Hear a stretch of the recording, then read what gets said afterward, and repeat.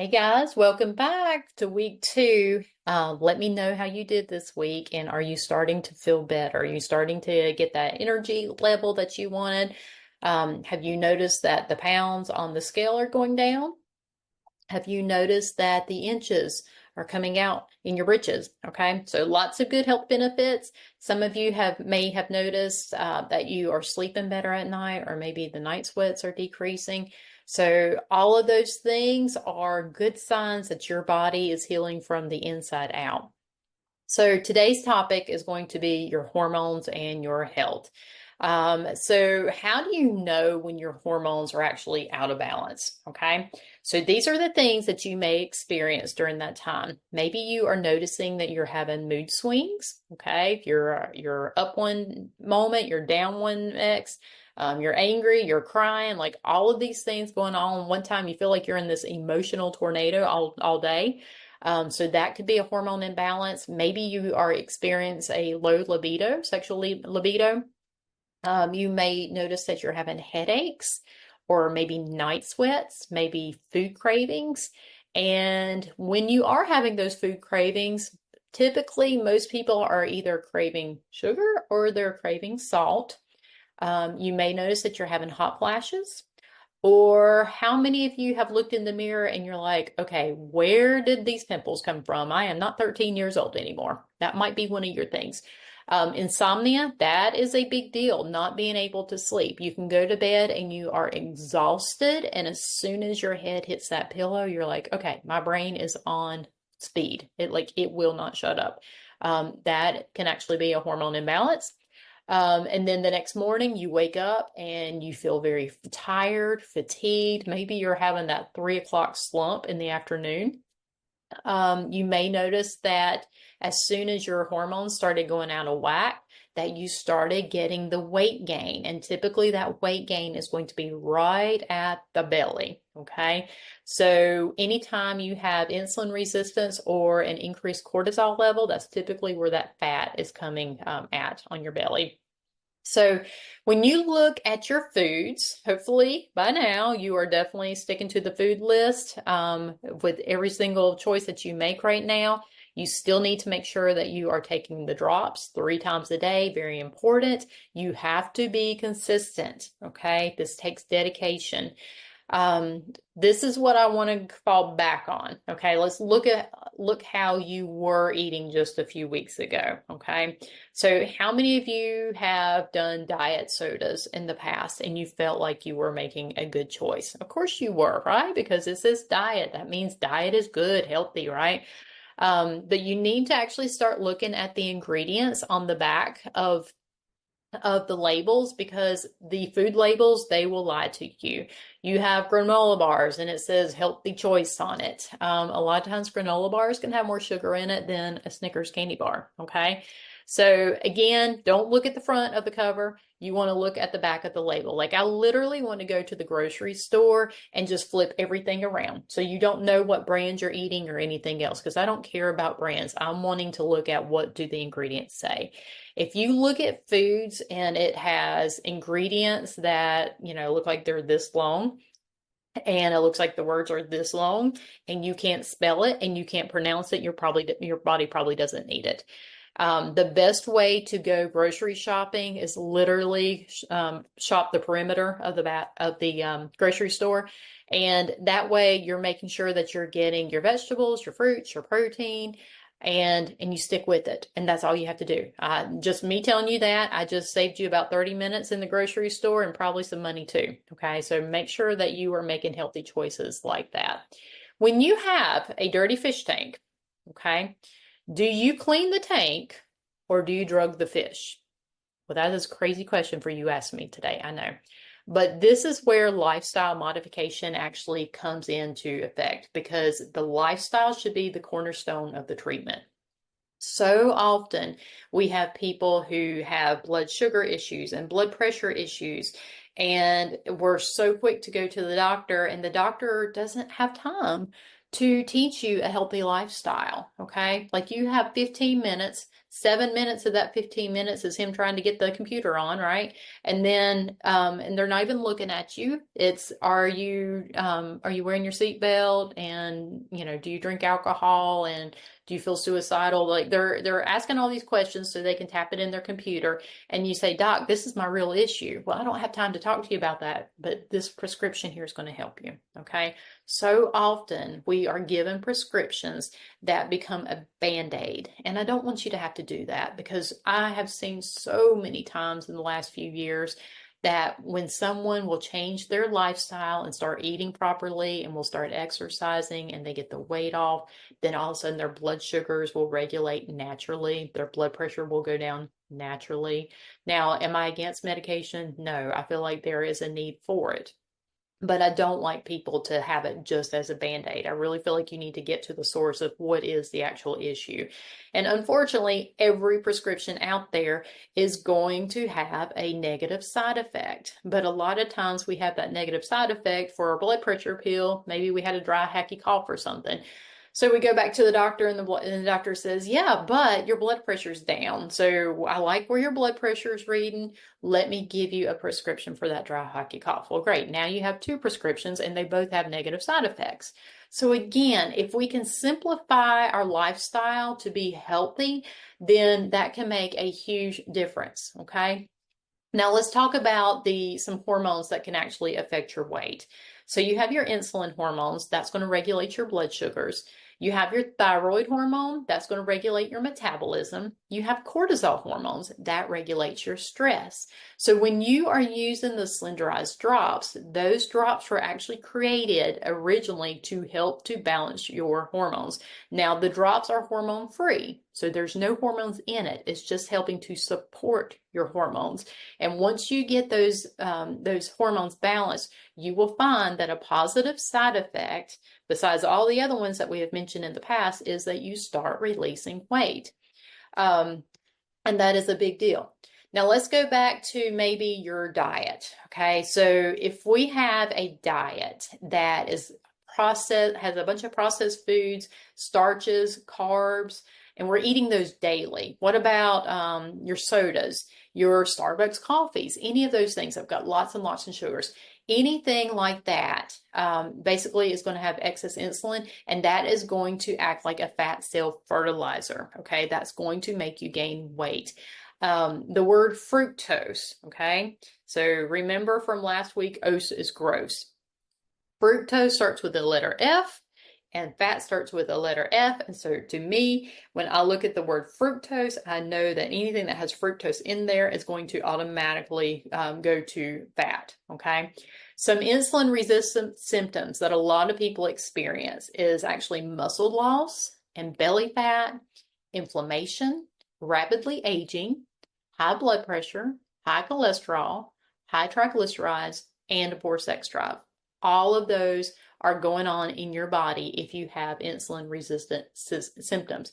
So even if your doctor has not told you that you are pre-diabetic or even type 2 diabetic, it's not like diabetes is something that you didn't have it yesterday and tomorrow you got it. It takes time for that to develop into your body. There's some insulin facts that you should know. So right now, 1 in 3 Americans are actually considered pre-diabetic. Type 2 diabetes is both preventable and reversible.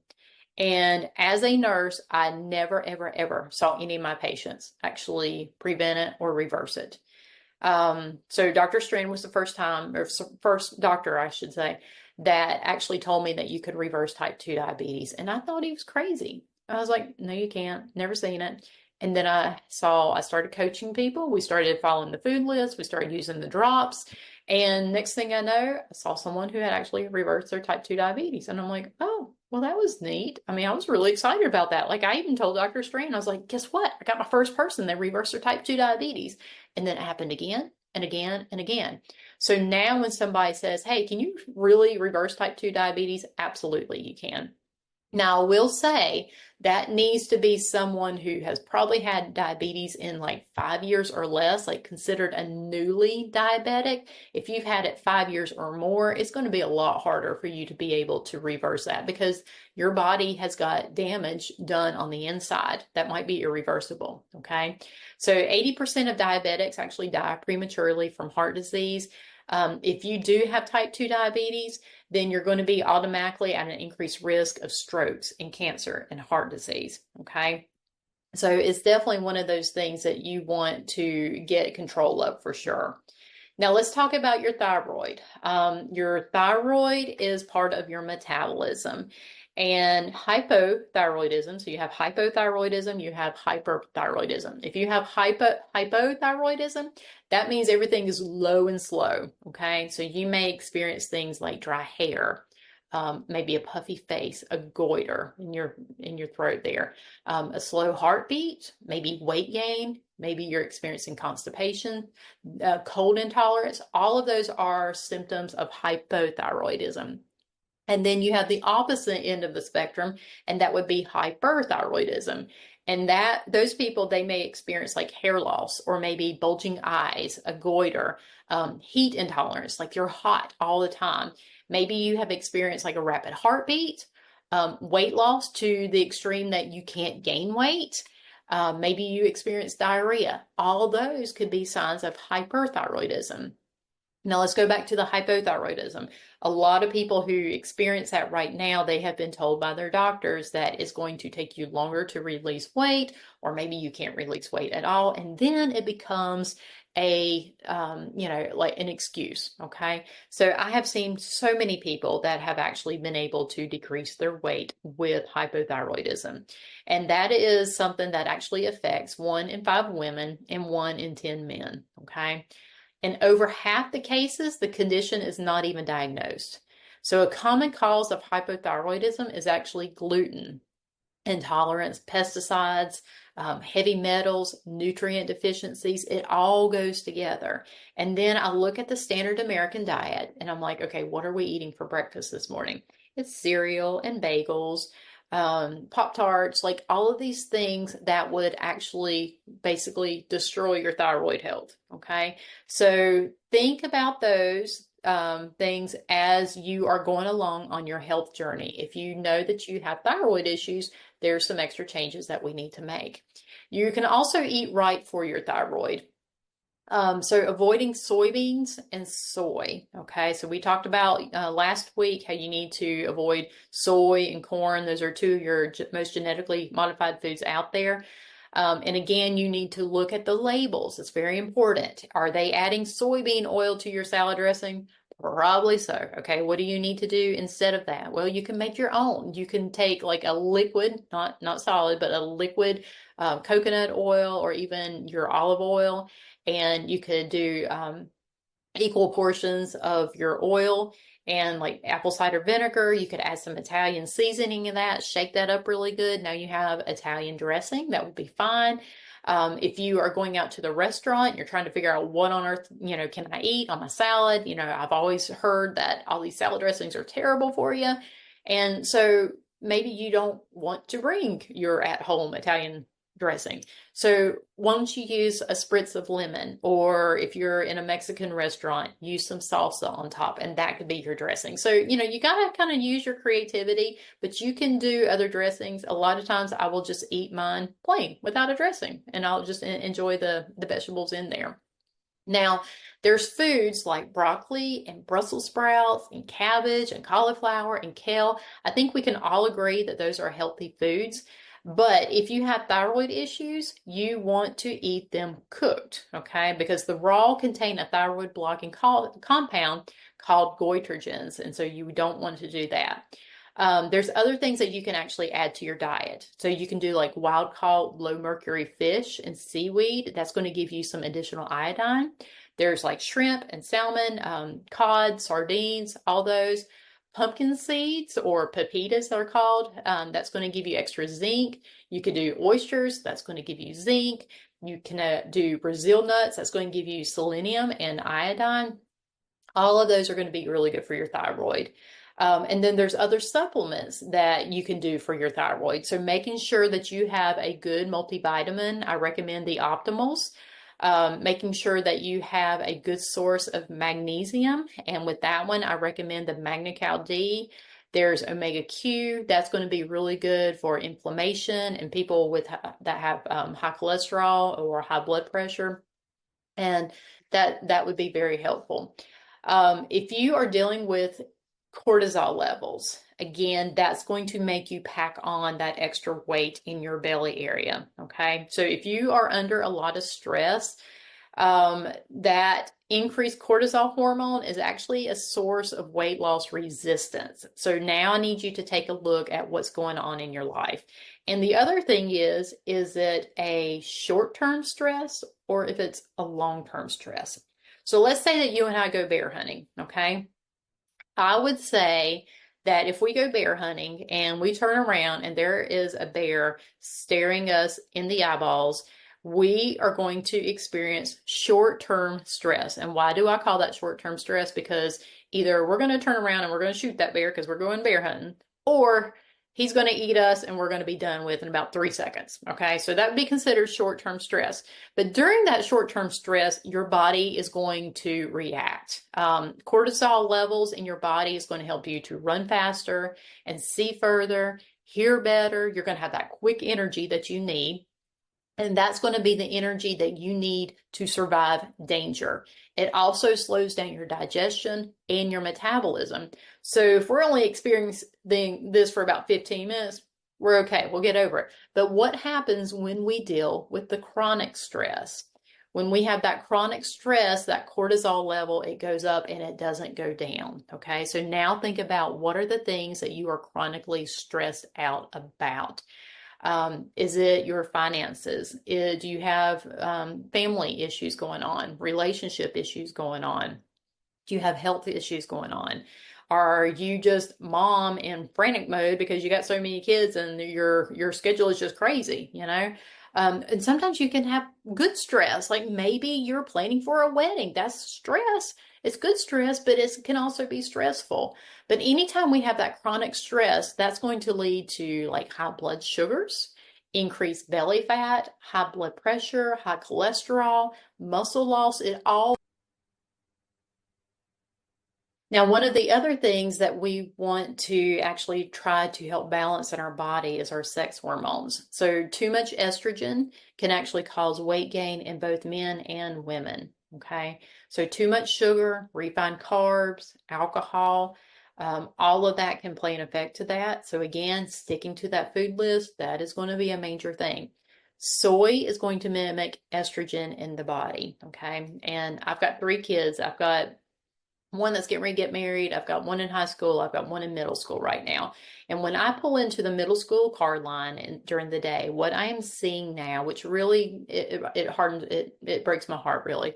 But a lot of times I'm seeing boys who are dealing with man boobs. And that is not something that I personally remember seeing 20, 30 years ago. Okay, so I'm almost 50 years old. And I feel like our foods have really changed. And we're doing a lot of processed foods. And when I see my son go into school in the mornings, I'm seeing other kids go in and they're carrying in their Bojangles bag. It's got their biscuit in it and all that other stuff.